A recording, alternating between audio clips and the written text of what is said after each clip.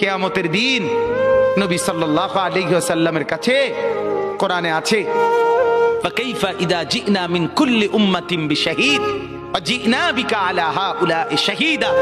নবীকে বলছে আল্লাহ, বন্ধু আপনার উম্মতের প্রত্যেকের আমলনামা আমি আপনার হাতে দেখাবো, আপনার হাতে, আপনার সামনে পেশ করব, আপনি দেখে কথা বলবেন আমার কাছে। সুপারিশ আপনি কইরেন, মানা নাই, কিন্তু আপনি দেখা করবেন। রাসূলুল্লাহ সাল্লাল্লাহু আলাইহি ওয়াসাল্লাম যদি হাসরের ময়দানে এরকম আমলনামা খুলে উল্টায় আর পৃষ্ঠার পর পৃষ্ঠা দেখে ফজর নাই, জোহর নাই, আসর নাই, মাগরিব নাই, ইশা নাই, শনিবার রবিবার, মদ জুয়া, অবৈধ উপার্জন, গান বাদ্য, নাটক, সিনেমা, জিনা, ব্যভিচার, বেহায়া, বেপর্দা সব উল্টায়। আল্লাহর নবী সাল্লাল্লাহু আলাইহি সাল্লাম তখন বলবে, উম্মত কি এটা?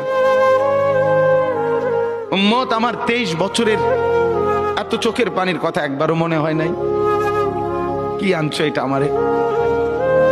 উম্মত তুমি জানো না আমি যে তায়েফের পাথরের আঘাতে পুরা পিঠ চালনির মতো জাজরা বানায় ফেলছে আমার?